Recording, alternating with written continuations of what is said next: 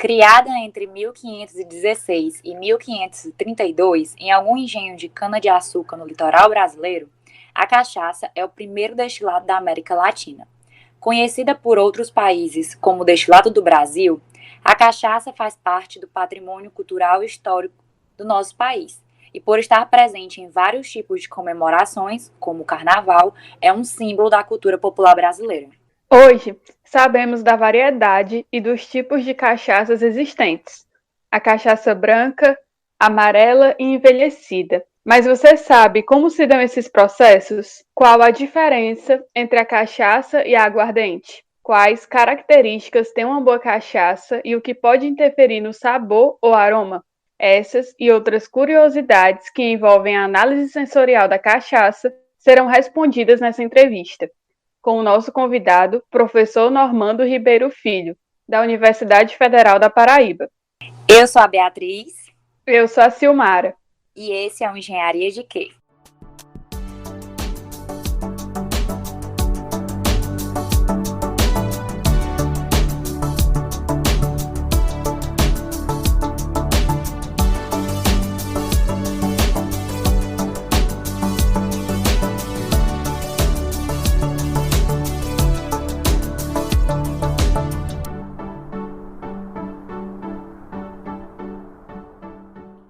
A cachaça é a bebida símbolo das nossas marchinhas de carnaval e tema recorrente nas canções brasileiras que fazem sucesso por décadas no nosso país. É o destilado mais antigo do nosso Brasil e possui uma série de peculiaridades e variações. Você pensa que cachaça é água e quer saber se ela vem mesmo da lâmpada inicial?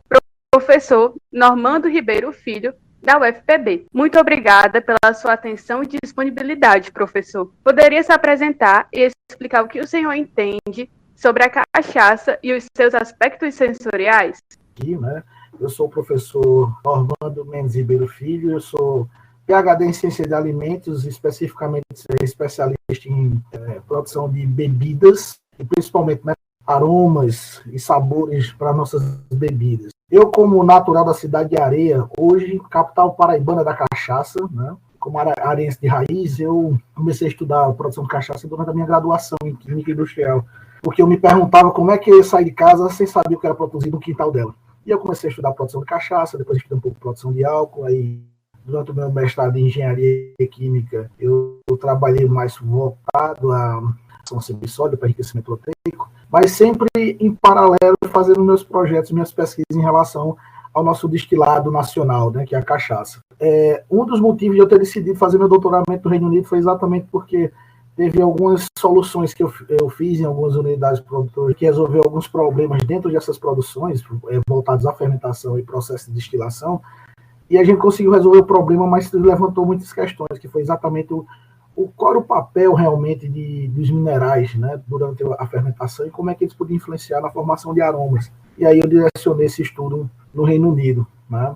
E aí, ao longo dos anos, eu tenho várias pesquisas feitas hoje, em parceria com vários colegas aqui do estado da Paraíba, e alguns que envolvem o Paraíba e São Paulo, que envolvem desde seleção de leveduras para a produção de cachaça, outros que a gente faz o estudo dos compostos fenólicos e aromáticos, né, e voláteis, né, na verdade foram os aromas, das cachaças, de todas as cachaças paraibanas, assim como ele tem organizado dentro de uma proposta também, treinar um painel sensorial paraibano para a gente fazer o ranking das cachaças paraibanas, né.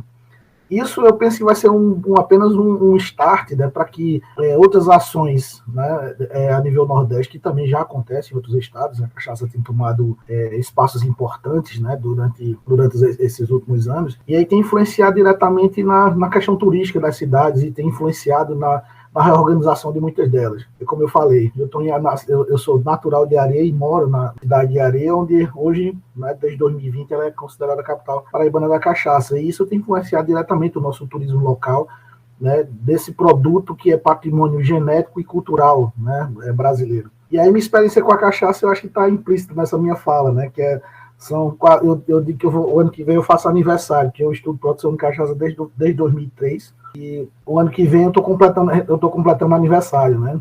Vou fazer 20 aninhos. E basicamente isso. Eu espero que a nossa conversa de hoje ela seja bem eu posso contribuir bastante para a compreensão dos nossos ouvintes, né, em relação a esse destilado tão importante que nos auxiliou na nossa formação como sociedade. Com certeza vai estar contribuindo muito, professor. Eu vou começar fazendo uma pergunta que talvez o senhor tenha ouvido bastante, que é, por ser um produto que pode ser produzido de forma artesanal, quais as etapas do processo de produção da cachaça? Tem diferença entre a cachaça de alambique e a cachaça industrial? Beatriz, eu agradeço a pergunta. Essa pergunta é muito boa.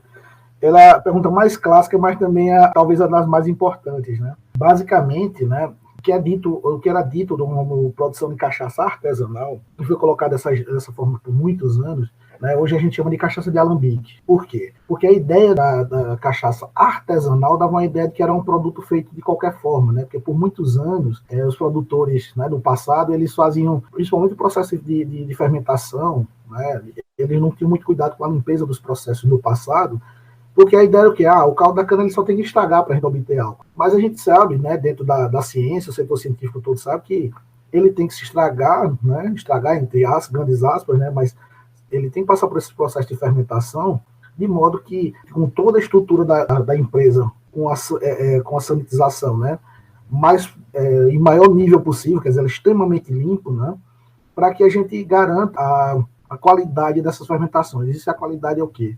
Que a levedura ela produz, primeiramente, o álcool como produto principal, né, como composto principal, mas também gera todos os aromas. Aí, exatamente, no passado, a gente tinha cachaça de baixíssima qualidade, exatamente por essa simples falta de cuidado, né. E aí, na sequência, né, hoje, a gente passa a tratar a cachaça que era como cachaça artesanal como cachaça de alambique, né, porque aí dá essa ideia maior do cuidado, né, e o fato de já diferenciar o produto, o que seria, exatamente a sua segunda pergunta, é a cachaça de alambique da cachaça industrial. Basicamente, isso é uma questão de equipamento, né? A cachaça de alambique, ela é destilada em alambiques de cobre, né, porque aí tem toda uma característica diferenciada de aromas que é também formada, né, de sabores, porque o cobre ele é catalisador, um dos catalisadores mais importantes da química, né, e aí ele, dentro do processo de destilação, né, a gente tem vários ésteres, vários aromas importantes formados durante o processo, e alguns sulfetos eles são retidos, né? Eles são retidos durante esse processo. Como é que a gente, aí já no caso da cachaça industrial, ela já é mais a cachaça que ela é destilada em coluna, né? Geralmente pode ser, essas colunas são de aço inox, e aço inox ele é inerte, né? Elas são muito similares às colunas de álcool, né? De produção de álcool combustível. E aí, quer dizer, a característica sensorial final desses dois produtos é totalmente diferente, né? Apesar de os pontos do processo, né, sejam os mesmos, o que vai mudar basicamente é exatamente esse destilador no final. Quer dizer, quais são os pontos do processo? A gente passa primeiramente todo um cuidado também que tem sido dado hoje em dia, né, a cana no campo, né, que é extremamente importante o trabalho do engenheiro agrônomo lá no campo e toda a atividade que ele faz, tanto que une variedades de cana-de-açúcar, quer dizer, hoje cana-de-açúcar eu costumo dizer que é igual a placa de carro, né? Cada variedade tem sua placa, quer dizer, são tantas variedades que existem as numerações, né? Das desenvolvidas pela Ridesa, que são as RBs, né? Outras desenvolvidas por institutos em São Paulo, que são as SPs, mas exatamente, cada variedade ela vai ter características da matéria-prima diferentes, né? Diferente, e consequentemente caldo da cana-de-açúcar diferente. E aí o que é que gera isso? A gente tendo essa quantidade, essa qualidade de caldo diferente, a gente já começa a ter uma diferença dentro da produção, né? E aí essa cana-de-açúcar ela chega nas unidades produtoras, ela passa, né, pelo processo de extração, né, que é um processo físico, né, de moagem, e aí basicamente esse processo físico vai separar o quê? O caldo do bagaço, né? E é exatamente assim. Quando a gente separa o caldo do bagaço, a gente vai gerar outros dois, a gente já gerou dois derivados da cana-de-açúcar, né?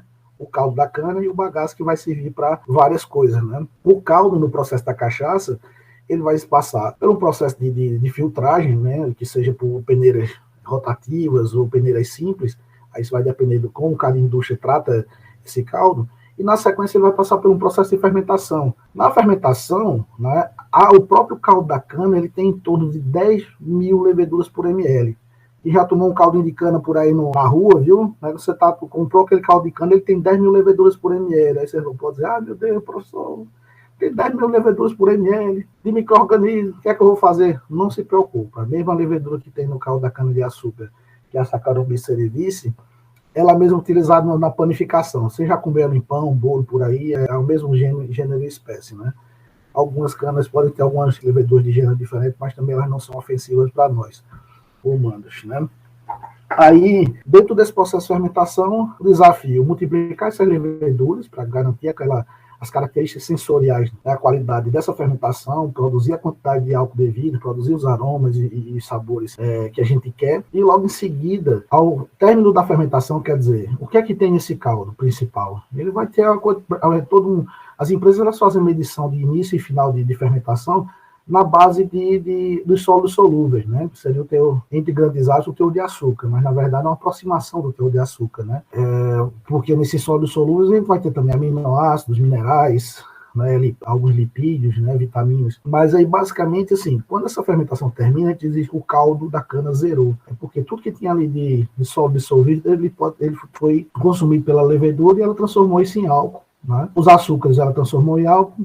Os aminoácidos ela assimilou para crescer e utilizando exatamente um caminho metabólico chamado Ellis Pathway, né, o caminho metabólico de Ellis, eles produziram alguns álcools superiores e, consequentemente, esses álcools superiores são precursores de ésteres. Eu não vou entrar bem na bioquímica disso aqui, porque eu acho que não é bem a proposta daquela conversa nossa hoje, né?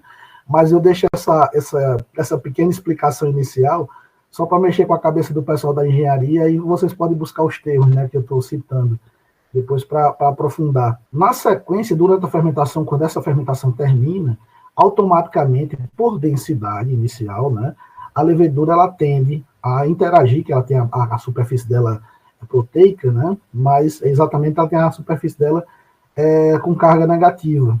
E aí ela tende a interagir com o cálcio que está disperso no próprio caldo, para que ela sedimente. A densidade da levedura já é um pouco diferente da densidade final do caldo. Ela já vai tender a cair, vir para o fundo da dorna, né, do que seria do reator de fermentação. Ela já tende a isso. As leveduras que não têm facilidade de fazer isso, elas vão interagir com o cálcio, e aí elas vão sedimentar para o fundo da dorna. Na sequência, exatamente a gente vai ter duas fases, né, a fase chamada vinho, né, quer dizer, o vinho de cana, que é o caldo fermentado, e no fundo dessa dorna, o que a gente chama de mosto, né, o pé de cuba, né, na verdade o nome correto seria o pé de cuba, que se chama nas indústrias, né, mas seria um inóculo, né, ele vai simplesmente sedimentar. E de uma maneira simples, ele simplesmente separa o sobrenadante, né, e encaminha ele para a destilação, deixando a levedura no fundo da dorna, né, que seria esse pé de cuba, para realizar a próxima fermentação.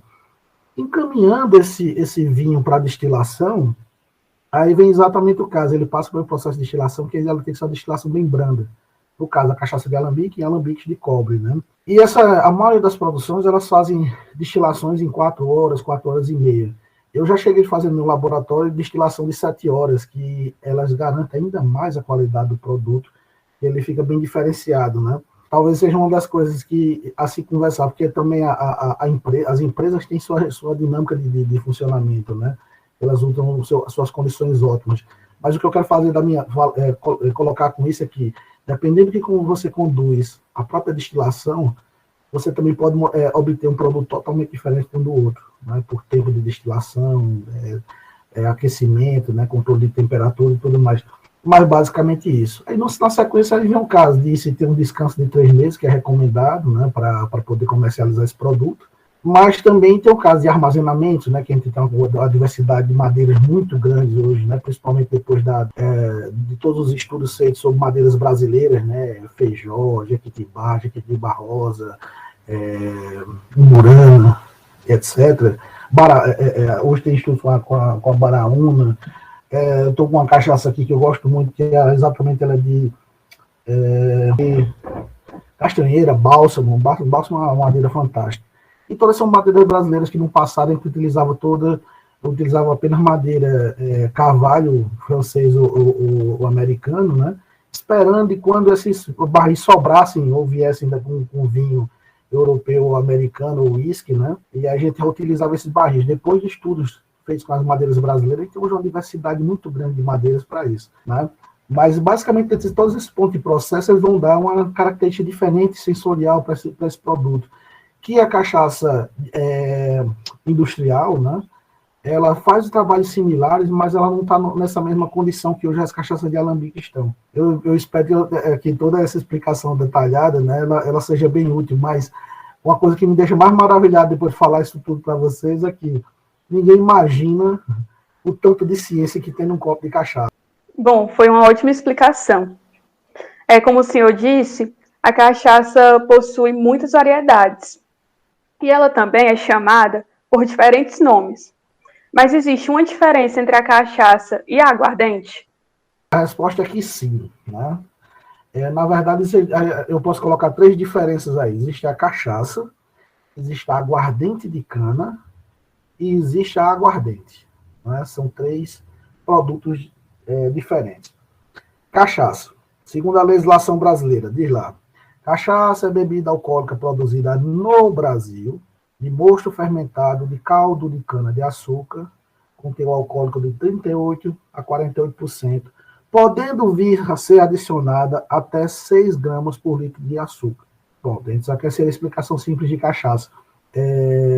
Qual seria exatamente, qual a grande questão, né? Esses 6 gramas por litro de açúcar é uma questão mais de mercado, que algumas empresas lá não fazem as suas destilações direito, depois vão reclamar reclamaram para colocar na legislação esse pouquinho de açúcar aí para mascarar alguns sabores, né, e aromas existentes nos seus produtos que não são devidos. Mas a grande maioria dos produtores, que tem principalmente aqui no estado da Paraíba, eu posso falar mais, comentar bem mais de onde eu estou, né, se eu falar mais do meu quintal, porque é com quem eu convivo, faço pesquisa junto com eles e sei como tenho mais domínio de como as coisas acontecem.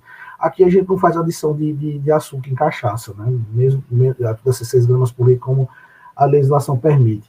Quando passa desse volume, né, desses 6 gramas por litro, ela tem que colocar no rótulo que é cachaça adoçada, né? Aí é permitido até 30 gramas de açúcar por litro. Mas voltando para o que seria aí, eu falei o que é cachaça, o que seria aguardente de cana? Aguardente de cana, que pode ser exatamente também feita de cana-de-açúcar. Bebida alcoólica produzida no Brasil, bebida alcoólica é produzida a partir do caldo de cana-de-açúcar, né? Com teor alcoólico de 38% a 54%. Aí que muda, primeiramente,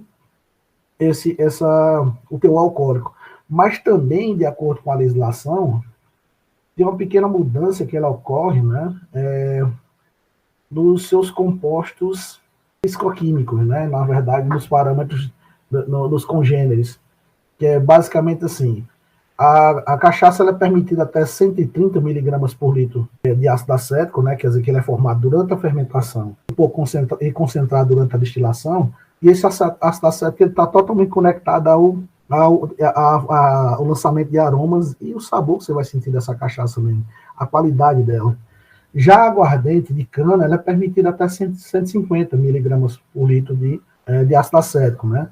Aí vem a diferenciação também de esteres totais, aldeídos totais, quer dizer, dentro da legislação, cada um desses produtos, apesar dos dois serem feitos a partir de cana-de-açúcar, mudando apenas o teor alcoólico, né? Mas eles têm os parâmetros de cada composto que é formado ali, os parâmetros de qualidade, que é verificado pelo Ministério da Agricultura, né, pelo MAPA e seus laboratórios certificados, ele tem as suas quantidades de ácidos totais, né, espécie ácido acético, ésteres totais, sulfural e outros compostos, né, a quantidade de cobre também, tem a quantidade permitida para cada um desses produtos, né. Aí eu entro no terceiro ponto, que seria exatamente aí o que, no caso, eu tenho cachaça, tem aguardente de cana. O que seria aguardente? Aguardente é qualquer outro destilado feito de qualquer outro produto. Basicamente, um uísque é um aguardente, né? Uma vodka é um aguardente, né? Pelo amor de Deus, eu fico para não viver quando alguém diz assim, eu tomei uma cachaça de caju. Não, você tomou um aguardente de caju, porque cachaça só é de cana-de-açúcar produzida no Brasil. Eu brinco com meus alunos, eu tenho uma disciplina, eu ministro uma disciplina aqui no Centro de Ciências Agrárias, que o nome dela é Derivados de Cana-de-Açúcar, né? Essa disciplina a gente comenta sobre os 260 derivados de cana existentes, quer dizer, a cana-de-açúcar ela pode gerar na indústria diretamente, em vários tipos de indústria, ela pode ser utilizada para produzir mais de 260 produtos, não apenas a cachaça. né, que aí se envolve desde da indústria de biotecnologia, a, de fármacos, né, indústria de papel, né, e outras coisas. Mas, basicamente, né, o que é que eu digo? Quando a gente fala assim de cachaça brasileira, se eu pegar um engenho aqui, uma destilaria aqui no Brasil, arrancar ela do chão, com o solo, com tudo, com as canas, botar em cima de um jumento, que for para a Argentina, e dizer, agora eu vou produzir cachaça argentina. Não vai não, vai ser, você vai produzir aguardente de cana argentina. O aguardente argentina. Porque se não está no território brasileiro, ela já não é mais cachaça, certo?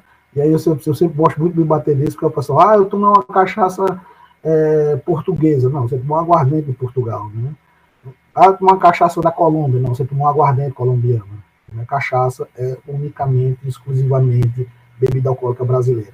Professor, qual etapa de produção se encaixa a análise sensorial? É boa, e qual o aspecto mais importante? Eu penso assim, a análise sensorial ela se encaixa bem ao produto final, né? Principalmente se você pega uma cachaça branca, o que eu chamo de cachaça branca é o que a gente chama de cachaça cristal, né? Quer dizer, ela está ali transparente, né? Translúcida. Ou se você faz uma cachaça armazenada ou descansada, né? Em 6 meses, em barril de jequitibá rosa ou umburana, ou o que seja, ela vai ter outras características sensoriais adquiridas devido a esse descanso. Ou se for uma cachaça envelhecida, né? Que tem mais de 1 ano de envelhecimento, né? Também seguindo a devida legislação. Elas vão ter características diferentes, né? E aí onde cabe a sensorial. Porém, em alguns casos, durante o próprio processo de produção, né? Alguns produtores eles fazem o teste da cachaça deles quando ela está sendo destilada, né? Para o autoconhecimento e saber daquilo. Agora, para a questão, como a análise sensorial é um estudo muito direcionado para o mercado, é uma coisa muito direcionada para o mercado, é interessante que você faça esse tipo de análise sensorial ela com um produto pronto, né? Exatamente, seja uma cachaça cristal, uma descansada ou envelhecida. É onde a coisa cabe bem. Né? Tem sua sorte de gostar também, porque a grande maioria das pessoas elas não sabem provar uma cachaça, não sabem provar um destilado. Eu digo, o povo, geralmente, a maioria das pessoas, elas se livram do produto, elas botam na boca e engolem, né? E às vezes engole de uma maneira tão rápida que não toca nem na língua. Aí, quer dizer, como é que você vai sentir o que aquele produto tem, qual a complexidade dele, né? Quais são os diferenciais que ele tem, se você não se permitiu senti-lo, né? Professor, e como o processo de produção e armazenamento influencia no sabor da cachaça? As etapas de produção, né, todas elas têm sua contribuição na qualidade do produto. Sendo que a grande chave do processo de produção de qualquer bebida alcoólica, ela realmente a fermentação, né, que é onde são gerados todos os produtos. Né? Mas, porque na fermentação a gente vai ter ali, como eu disse, a levedura ela consome os açúcares e todos os aminoácidos, as vitaminas, os minerais, para que ela se multiplique e ao mesmo tempo ela gere uma quantidade de etanol, de glicerol, de ácido acético, ésteres, né? E todos esses outros compostos que vão formar ésteres, álcools superiores, que vão dar que são os aromas positivos, né? Que vão dar essa característica sensorial a essa cachaça, né? Quer dizer, vão dar os primeiros aromas ali formados. Depois tem a influência da destilação. Porém, a gente não pode esquecer que para a gente ter uma fermentação de qualidade, eu tenho que ter uma cana-de-açúcar, matéria-prima de extrema qualidade, quer dizer, o tratamento de campo tem que estar excelente, né? Exemplo de pragas, nematóides, fungos, etc. Né?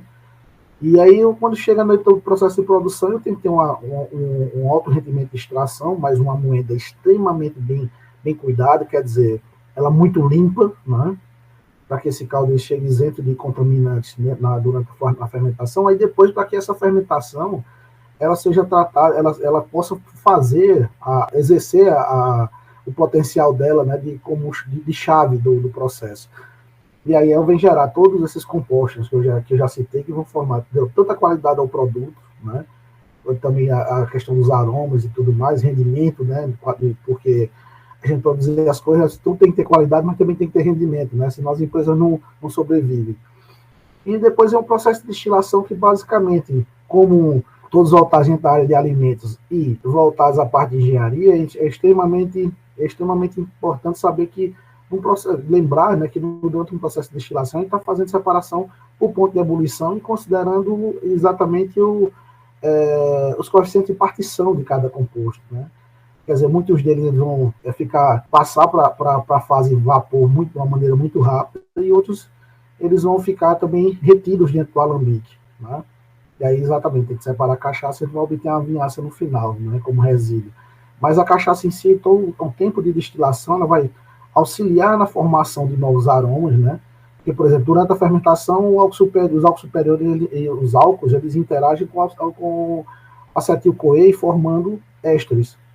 Já durante a destilação, quem interage, né, devido ao aquecimento, com os álcools formando esses ésteres, já é exatamente o ácido acético, né? Aí, quer dizer, ele tem duas formações de ésteres, né, interagindo com álcools superiores, mas em dois mecanismos diferentes, né? Um durante a fermentação e outro durante a destilação. E no final a gente vai ter, por ponto de ebulição, a separação dos compostos. Aí a gente vai ter separação de cabeça, que no passado era um problema seríssimo, que assim, que é cachaça de cabeça, coração, que é a cachaça de verdade, e o cachixi, que seria o cachixi ou rápido, que tem no produto final. Mas basicamente, assim, por muito tempo se fazia separação de 10% de cabeça, né? E o grande problema é que os álcools superiores, por muito tempo, levaram a culpa que não era deles, né? Que foi exatamente a culpa do metanol, que o metanol, sim, ele é tóxico. Mas, de acordo com cada variedade de cana-de-açúcar, hoje, essa geração de metanol, durante a fermentação, ela tem diminuído. Por quê?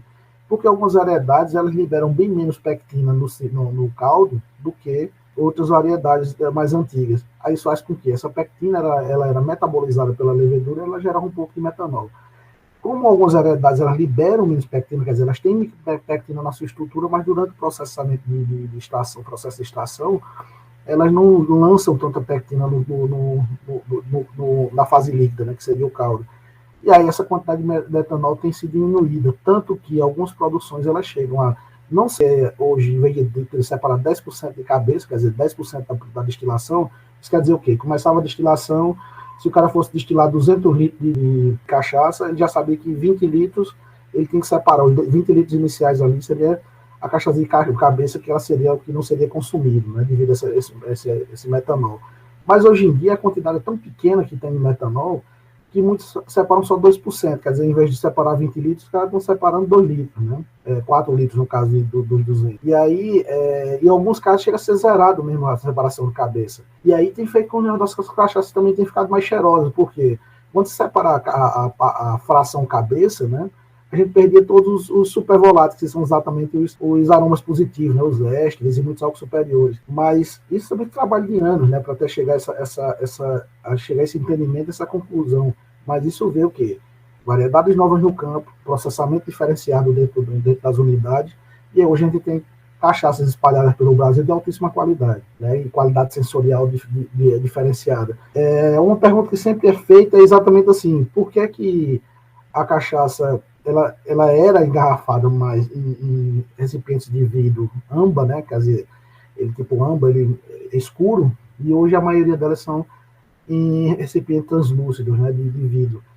Isso é uma questão totalmente sensorial também, porque o consumidor, ele quer ver o produto dali primeiro, né, quer ver que não tem nenhum, foi filtrado de maneira dessa direita, foi filtrado de direita, né, não tem nenhum ciscozinho de madeira no final da garrafa, né. Quer dizer, é uma questão toda sensorial mesmo, de visual, que também faz parte da avaliação sensorial que a gente faz. Professor, como o senhor explicou, a cachaça pode ser produzida e armazenada de formas diferentes, além de possuir um teor alcoólico especial. Isso pode influenciar e modificar o seu prazo de validade, se ele existir? Não, a cachaça não tem prazo de validade, porque o teor alcoólico dela é muito alto, né? Aí, quer dizer, geralmente ela tem a cachaça, ela é o prazo de validade dela é indefinido, né? Isso é bom para a gente manter alguns produtos que a gente pode guardar por mais tempo, né? Tanto nas nossas casas como para manutenção em prateleira e unidade de produção e tal. A questão de armazenamento, né, da cachaça, nem toda, eu posso dizer assim, nem toda madeira, né, ela é feita para se ter um armazenamento longo, né? Por exemplo, tem algumas madeiras que a gente chama de madeiras neutras, como feijó e a jequitibá, que elas dão um pouco, elas auxiliam em mudar o sabor dessa cachaça, o aroma dela, mas elas não mudam cor demais, não dão muita questão sensorial da cor da cachaça, não muda tanto. ela não transfere tantos fenólicos, né, para a cachaça. Mas já tem outras cachaças, como a Jequitibá Rosa, né, que em curtíssimo tempo ela libera muito tanino, né, e quer dizer, se a gente colocar essa cachaça para envelhecer muito tempo, quer dizer, realmente eu recomendo Jequitibá Rosa para descanso, né, não para envelhecimento, porque muitas vezes ela pode liberar tanto tanino, né, que deixar a cachaça o sabor dela comprometido, quer dizer, ela pode ficar muito amarga. E aí, por isso que o pessoal também tem feito muito trabalho na questão de blendagem, né, que seria exatamente misturar, você ter as cachaças descansadas ou envelhecidas em diferentes barris, com essas características diferentes que cada um dos barris vai dar, dos barris, né, e exatamente ela depois fazer essa questão de blendagem, né, com quantidade diferente de cada uma dessas cachaças, formando um produto novo, diferenciado, né. Essa é uma coisa. É uma coisa, assim, questão de envelhecimento, é uma questão muito particular, a gente tem que conhecer bem cada madeira e cada produto que a gente tem, para fazer diferenciação. Por exemplo, o vinho, né? O pessoal costuma dizer, vinho quanto mais velho, melhor.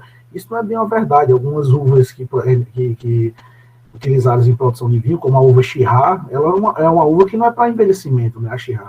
A Shiraz em garrafa por pouco tempo, ela pode simplesmente estragar dentro da garrafa, né? Quer dizer, ou dentro do barril. Quer dizer, isso termina sendo um pouco mais de mito, né? Quanto mais velho, melhor. Isso vai depender de uma série de coisas que estão, né, que tem ao redor disso, né? As cachaças, elas terminam amaciando, ficando mais suaves, tentando armazenar uma garrafa em casa. Mas isso não caracteriza envelhecimento, por exemplo. A cachaça, né, a gente já sabe que ela tem muitas variedades, mas também ela tem diferentes preços no mercado. Logo, qual a diferença entre uma cachaça cara e uma cachaça barata? Sendo bem sincero, o caso ela termina sendo mais a questão de mercado e produção. Por quê? Boa parte das marcas, elas têm o quê? Elas têm eles chamam de a marca principal e uma marca que eles chamam de combate. Aí, tipo assim, o cara cria o nome da cachaça. Cachaça Jansen, né? E a cachaça Cavalcante. Elas são produzidas na mesma unidade de produção. É a mesma cachaça, mas a Jansen, né? Como tem um nome mais, vou dizer assim, mais fancy, né? Mas não tão usual. E aí o pessoal comum coloca aí bota bem aquela mesma garrafa de cachaça a R$50 ela. Aí a Cavalcante, que é produzida no mesmo lugar, eles lançam ela como cachaça para vender ela R$20 a garrafa, para atender outro tipo de público. Mas a cachaça em si é a mesma. Logicamente que tem a questão dos envelhecimentos, né? E os tipos de barris, não sei o que, é nome de marca. Mas, e aí vem essa questão, né? Que as mesmas produções, elas muitas vezes pegam cachaças que também estão sendo feitas, blends, na verdade blends, né? Feitos de altíssima qualidade, que o pessoal coloca cachaças em diferentes barris, né? Tem caso de até 5 barris, de blendagem feitos com 5, 6 barris, blendagem feitos com 10 tipos de cachaça envelhecido ou descansado em 10 barris diferentes, que é exatamente aquela coisa, você pegar o que o pessoal chama de as notas, né? De cada uma dessas cachaças e tentar harmonizar elas num único produto. Aí, logicamente, você tem um tempo de envelhecimento, é um tempo de custo para a empresa, né? Aí você está agregando valor àquele produto, logicamente o preço dele vai subir juntamente com esse envelhecimento. E a blendagem também é uma arte, né? Que tem também seu custo.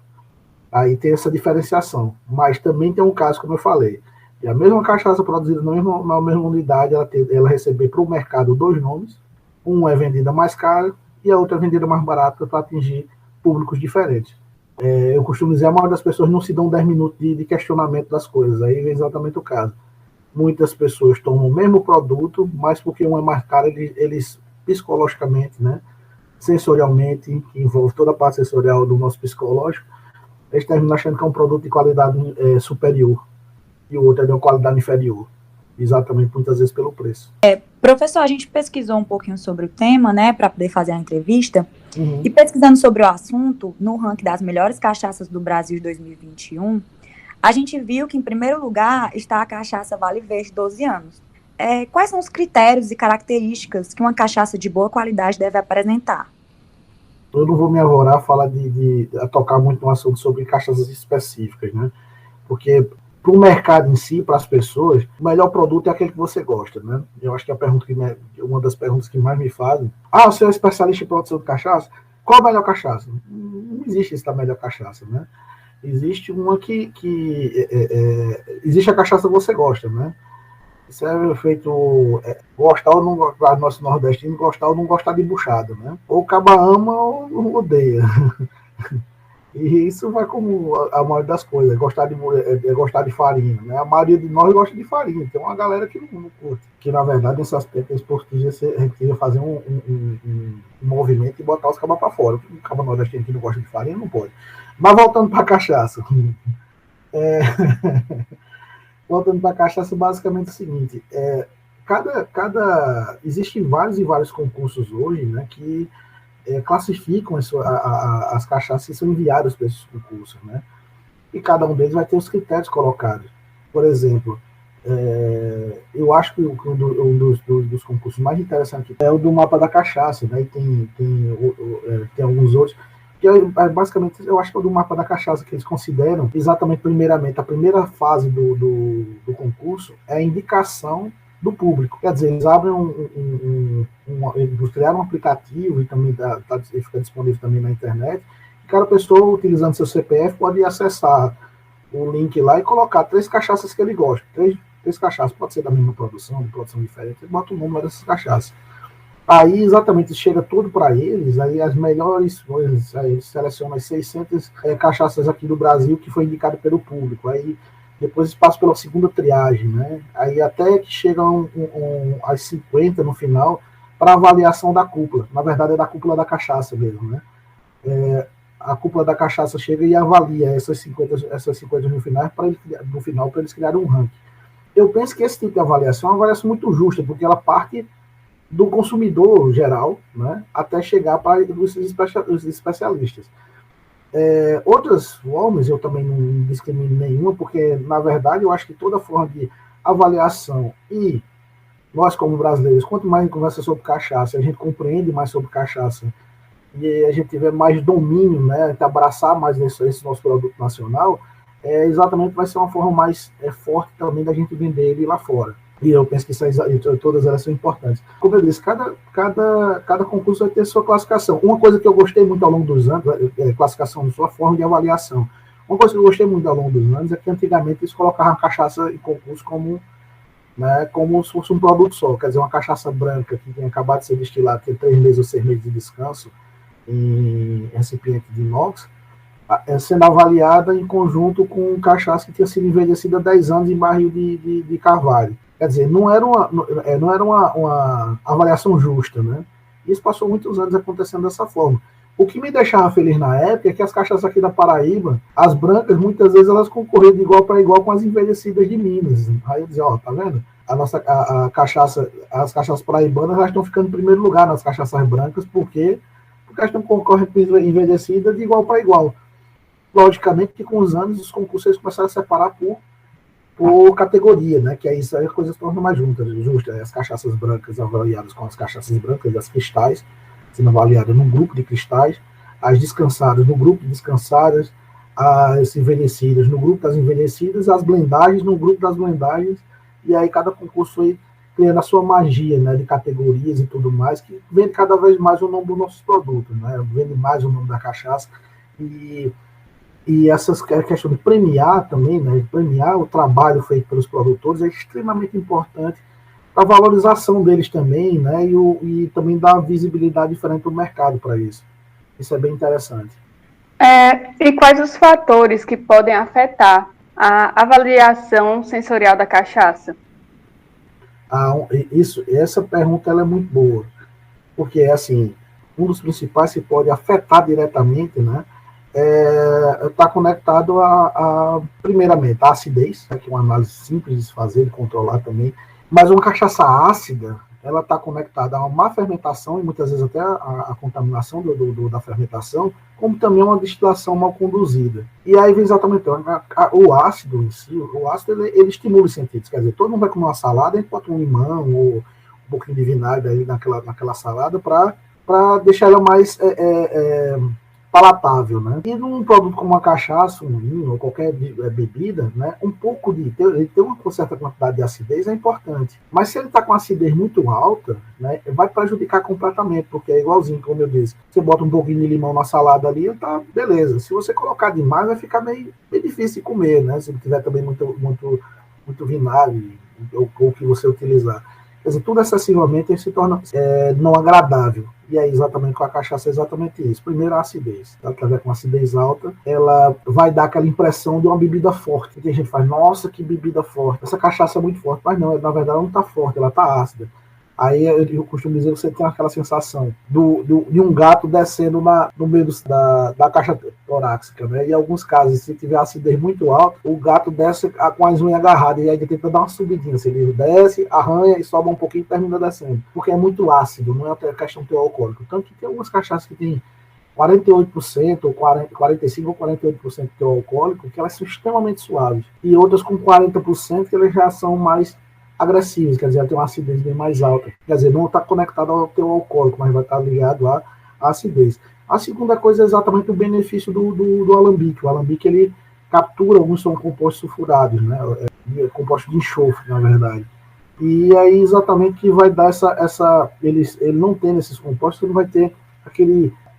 não vai ter nada que desagrade o seu palato, assim, tipo, que causa alguma liga. Eu acho sempre muito difícil explicar a sensação disso. Mas também vem os outros pontos, né? Uma destilação bem feita, você vai ter essa cachaça bem mais um pouco mais encorpada, de modo que você pode visualizar, né, num copo as lágrimas dela, que está conectado exatamente aos ácidos graxos que ela tem, que são benéficos para os aromas, né? E todas essas questões. Quando a gente vai falar de cachaça envelhecida ou descansada, vem o benefício que vem de quê? Exatamente de cada um tipo de madeira, tipo, a quantidade de taninos e outros compostos que eles vão liberar, vão migrar da fase sólida, que é a madeira, né, para a fase líquida da cachaça, e vão dar características diferentes a esse produto. Né? Por isso que a gente vai ter tanto a questão de influenciar no aroma deles, como também vai influenciar principalmente no sabor de cada produto dele, né, desse. E aí vem uma coisa extremamente importante, não é todo tipo de barril que é barril para envelhecimento, né? Tem barril para envelhecimento, ele tem que ser tostado internamente, né? E aí existem os tipos de tostagem também, que vão também influenciar na característica e qualidade dessa cachaça. E a maioria desses barris que a gente compra caseiros, né, aqueles pequenininhos que a gente compra para casa, geralmente eles não podem ser caracterizados como cachaça envelhecida. Ele pode ser até descansado, mas não envelhecida, porque ele não é tostado, aquele tipo de barril, né, que o pessoal vende comercialmente para a gente ter em casa. Mas para as empresas, exatamente. As principais pontos que vão influenciar no sabor da cachaça não está só conectado ao teu alcoólico. Por exemplo, o teu alcoólico, ele vai, por exemplo, o álcool ele tem a função, né, que também é bem dominada pela ciência, de dar aquela sensação de esquentar, né? Você sentir a sua boca ficar quente, né? Esquentar a boca, né? E ela descer quentinha na garganta, né? Mas se tiver qualquer outro desconforto, assim, como se fosse um produto forte, ele está conectado à acidez. E aí, então, logicamente, tem que ter uma acidez residual também, né? Que é quando a gente mantém e a maneira de gostar, né? Que é importante a gente sentir a cachaça, colocar ela na boca, manter a boca fechada e respirar normalmente. Aí a gente vai sentir todos aqueles compostos que ela tem ali, quer dizer, o que é que ela tem de benefício, assim, de qualidade naquele produto. Professor, o senhor citou a cachaça envelhecida e eu queria aproveitar para perguntar sobre como a cachaça envelhecida em barril novo atinge qualidade química e sensorial 4 vezes mais rápido que em barris reutilizados. Então, essa história de que quanto mais velha, melhor a cachaça é, na verdade, um mito? Pronto, eu fiz um comentário já rápido sobre isso, né? Que vem exatamente o caso. Um barril novo, né, quer dizer que tudo que tem composto sensorial ali, né, que tem de compostos ali, ele não foi transferido para nenhum produto, quer dizer, eles estão intactos. No momento que você coloca a primeira vez, né, isso eu tenho um caso de teste de barris que eu já fiz, que um descanso de uma cachaça, né, na verdade um envelhecimento de 2 anos. um barril novo, né, deixou essa cachaça quase que imbebível, vou dizer assim, ela estava intragável, né, porque ela liberou muito tanino, né, da madeira para ela, e ela ficou muito amarga. Ficou um produto excelente para fazer blendagem. Eu fiz uma blendagem com uma cachaça branca, ela ficou fantástica, né, para balanceá-la. Mas um barril novo, ele é interessante para você fazer descanso prévio, né? Fazer esse primeiro descanso, muitas vezes até 6 meses, aí você tem adquire essas características sensoriais desse produto. Muitas vezes deixar bem mais tempo no barril novo, né, às vezes é perder tempo e perder produto também, né? Porque também tem uma perda por evaporação durante o descanso e envelhecimento. Né? E aí, às vezes, vai depender do que você quer fazer com aquele produto, né? Talvez a pessoa queira no final um produto bem tânico, né? Inicialmente, para depois você fazer uma blendagem. Se a ideia for essa, beleza. Agora, se a ideia for envelhecer, né, ou descansar, para gerar um produto único, né, que não seja por blendagem depois, a gente tem que ser bem cauteloso, né? Primeiramente, amaciar esse barril, né? Quer dizer, ele chegou novo, a gente utilizar ele algumas vezes primeiro, para depois passar a utilizar ele de maneira mais igual, né? Porque vai chegar um determinado momento que ele vai começar a liberar os compostos de maneira mais equalizada, né? Durante algum tempo, né? Mas isso é uma questão, isso é um ponto extremamente importante, que é exatamente o que ela chama de gestão de estoque, né? Quer dizer, a empresa ela tem que ter muita noção do que ela quer fazer e como ela quer direcionar aquilo. E aí vem o final da sua pergunta que diz, né? Cachaça, quanto mais velha, melhor. Vai depender de que tipo de madeira a gente está falando, né? Como eu disse, nem sempre um produto guardado por muito tempo, ele realmente garante a qualidade dele. Na gestão de estoque, a gente tem que saber exatamente o que é que a gente quer fazer, que produto ele quer lançar, conhecer bem cada barril que se tem, para poder fazer utilizar melhor de cada, vou dizer assim, de cada coisa, de cada composto, de cada material que cada barril pode nos fornecer, né? Quer dizer, um barril de feijão, ele vai dar uma característica para cachaça, onde jequitibá, jequitibá rosa, né, de castanheira, bálsamo, cada um deles vão ter liberações de taninos e de materiais ali, de compostos não voláteis, que vão dar características diferentes para cada cachaça. E, logicamente, a característica da madeira também, né, pode gerar uma questão vou dizer assim, de características de envelhecimento também diferente. Quer dizer, essa é uma pergunta excelente, para que pareça simples, mas ela é bem complexa, mas que envolve totalmente gestão de estoque.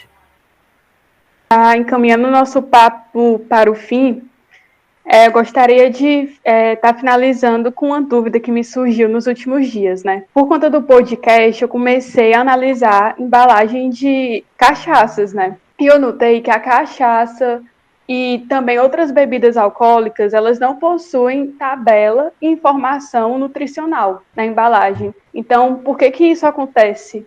Acontece porque a cachaça, as bebidas alcoólicas, né? Elas estão dentro da área de alimento porque elas são ingeridas, né?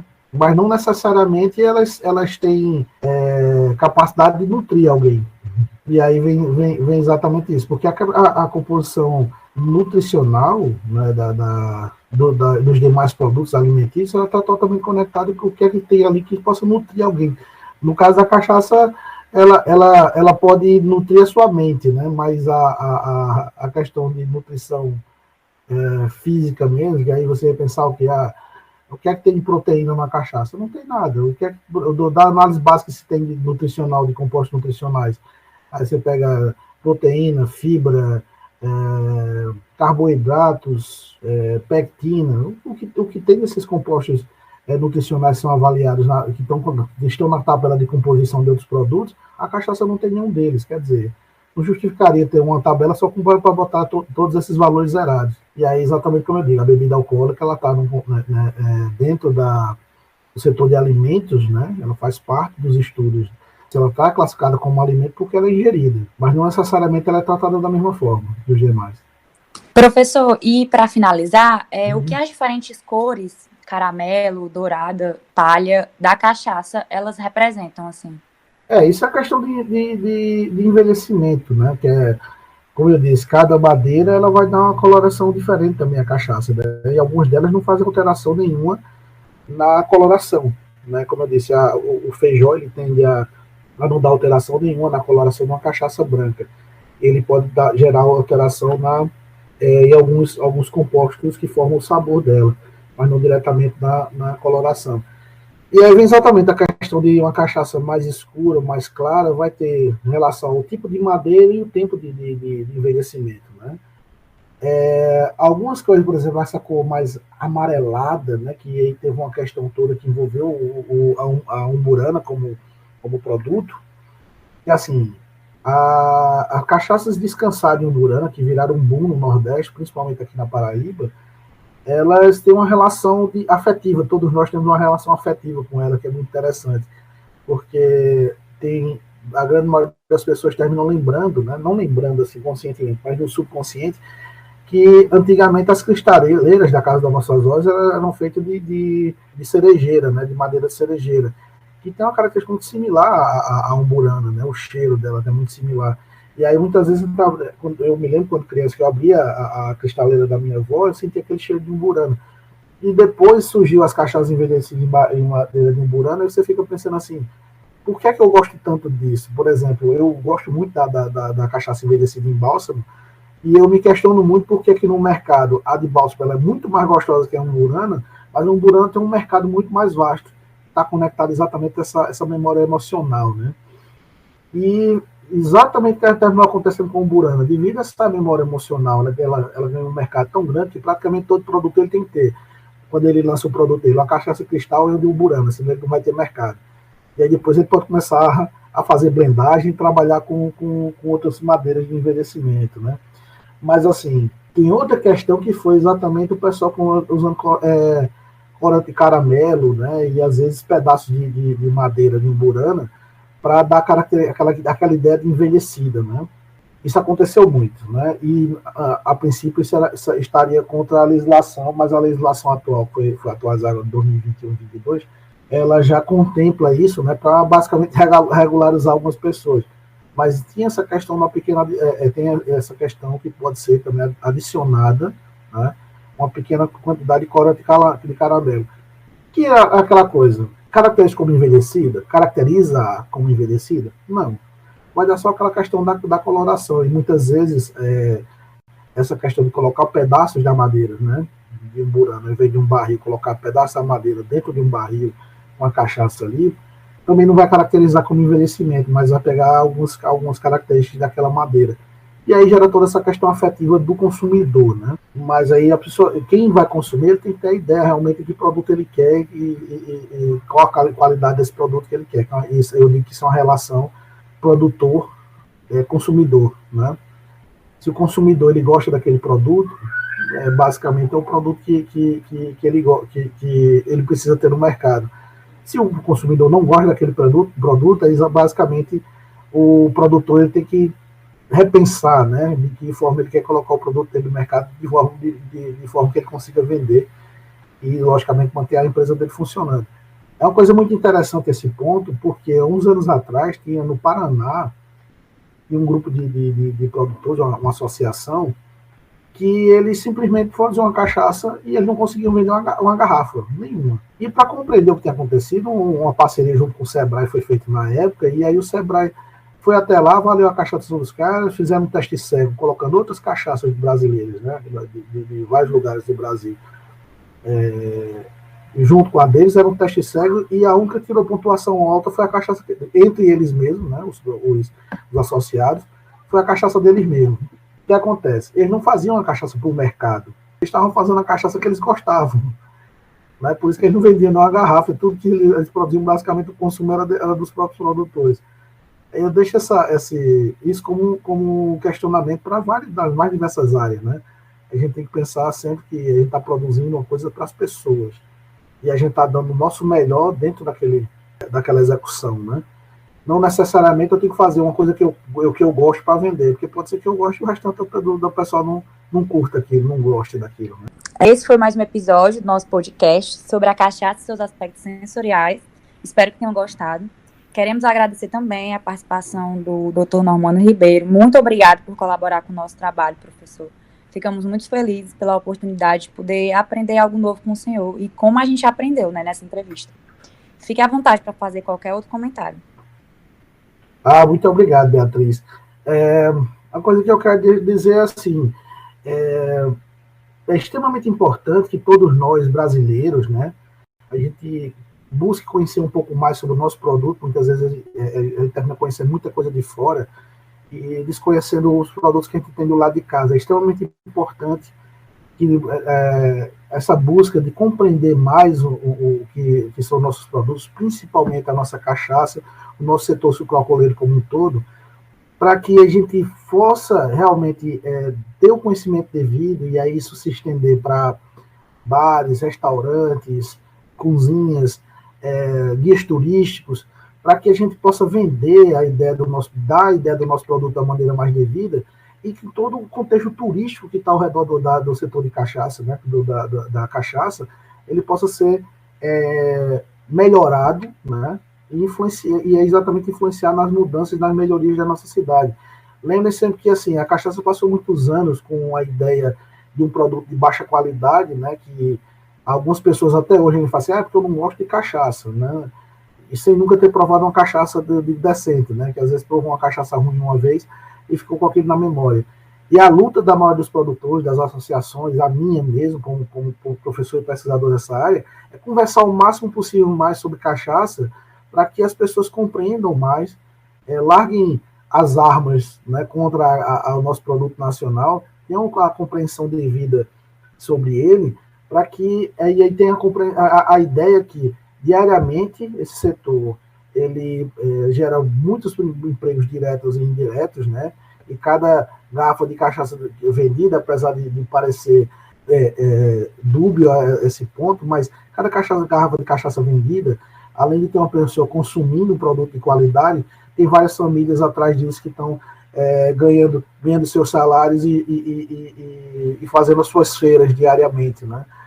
E isso envolve várias e várias pessoas, tanto o setor externo, que é o de cana-de-açúcar, o setor de campo, como o setor industrial, como o setor de marketing, e hoje o turismo rural, que aí eu falo isso feliz da vida, porque aqui em Areia, além de ter se tornado capital paraibana da cachaça, nós somos uma cidade turística, né? E histórico turística, considerado como a terra da cultura, né, aqui do estado da Paraíba, e vem exatamente aquela coisa, a união de todos esses pontos, juntamente com os nossos engenhos e as cachaças que a gente tem produzido de qualidade, a Paraíba se tornou a maior produtora de cachaça do estado do Brasil, de cachaça de alambique do Brasil, né, passando São Paulo e Minas, e, logicamente, ficou em segundo lugar no ranking geral da quantidade de cachaça, porque São Paulo, em cachaça de industrial, ela produz bem mais que a gente.